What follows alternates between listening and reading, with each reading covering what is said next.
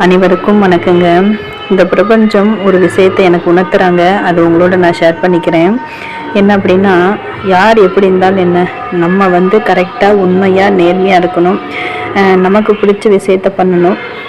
நம்ம வந்து உண்மை, நேர்மை, நியாயம், தர்ம வழியில் நடக்கும்போது அந்த இறைவனே நமக்கு வந்து துணையாக இருப்பாங்க. ஸோ வந்து நம்ம நம்ம பண்ணுறதை யாருக்கு பிடிச்சிருக்கோ இல்லையோ, நம்ம மனசுக்கும் நம்ம வணங்குற இறைவனுக்கும் பிடிச்சிருந்தா போதும் அப்படின்னு தான் எனக்கு மனசுக்கு தோணுது. ஸோ நமக்கு பிடிச்சதை நம்ம செய்வோம், நமக்கு பிடிச்ச வேலையை நம்ம செய்வோம், நம்ம உழைக்கிறோம், அந்த உழைப்புக்கான பரிசை இறைவன் கொடுப்பான். இன்றைக்கி நான் கோயிலுக்கு போயிருந்தேன். நல்ல சாமி கும்பிட்டுட்டு மன அமைதியாக மன நிறைவாக சாமி கும்பிட்டேங்க. எனக்கு என்ன தேவையோ அது வந்து இந்த அம்மன் கொடுத்தாங்க. அவ்வளோ ஒரு சாட்டிஸ்ஃபேக்ஸாக இருந்துச்சுங்க. நல்ல சாப்பாடு, என் தாய் எனக்கு என்ன தேவையோ அது கொடுத்தாங்க. அப்புறம் நீர்மோர், சாப்பாடு, குழந்தைகளுக்கு விளையாடுறதுக்கு நல்ல ஒரு பிளேஸுங்க. அப்புறம் நல்லா சுற்றி பார்க்க அழகான இடங்க. கோயில் ரொம்ப பெருசாக இருக்குது, ரொம்ப அழகாக இருக்குது. இந்த கல்யாண விசேஷத்துல தான் வந்து இந்த மாதிரி அலங்காரம் பண்ணியிருப்பாங்க.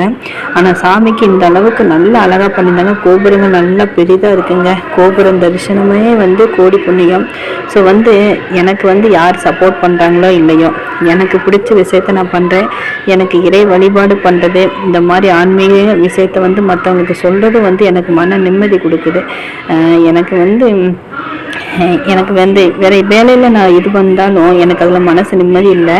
எனக்கு வந்து மன நிம்மதி தான் எனக்கு வேணும். ஸோ வந்து இதில் வந்து எனக்கு மன நிம்மதி கிடைக்குது. எனக்கு இறைவனை தேடும்போது மன நிம்மதி கிடைக்குது. ஏன்னா நம்ம கோயிலுக்கு போய் நம்ம குறையில் சொல்கிறதுக்கு, அது கேட்கறதுக்கு ஒரு ஆள் இருக்காங்க அப்படின்னா அது இறைவன் மட்டும்தான். நீங்கள் கோயிலுக்கு போங்க, உங்கள் மனசில் என்னெல்லாம் இருக்கோ அது எல்லாத்தையும் சொல்லிட்டு வந்துடுங்க. நம்மளோட பாரத்தை இறக்கி வச்ச மாதிரி இருக்கும். அதுதான் கோயிலுக்கு போனால் ஒரு மன நிம்மதி. அப்படின்னா நம்ம சொல்றதை கேட்கறதுக்கு ஒரு ஆள் இருக்கணும். அந்த ஒரு ஆள் வந்து இறைவன் மட்டும்தான். ஏன்னா அவங்க யார்ட்டுமே சொல்ல மாட்டாங்க, கேலி கிண்டல் பண்ண மாட்டாங்க, சொல்லி சிரிக்க மாட்டாங்க. இறைவன் மட்டும்தான் நம்ம சொல்றதை கேட்டு நமக்கான பிரச்சனையை சால்வ் பண்ணி கொடுப்பாங்க. நம்மளை அந்த பிரச்சனைலேருந்து நம்மளை காப்பாற்றுவாங்க. ஸோ வந்து நான் வந்து மனசில் இருக்கிறதெல்லாம் நான் சொல்லிட்டு வந்துடுவேன். எனக்கு வந்து பேசுறதுக்கு நான் சொல்கிறத காது கொடுத்து கேட்கறதுக்கு வந்து ஆள் இருக்காங்கன்னா இறைவன் தான். ஸோ அதனால் எனக்கு கோயில் போட்டு மன நிம்மதி கிடைக்குது. எனக்கு பிடிச்ச விஷயத்த நான் பண்ணுறேன். அப்புறம் நம்ம வந்து வேலை பொருள் அப்படின்னு தேடி ஓடக்கூடாது. நம்ம வாழ்கிற வாழ்க்கையை நம்ம தான் சந்தோஷமாக அழகாக மாற்றிக்கணும்.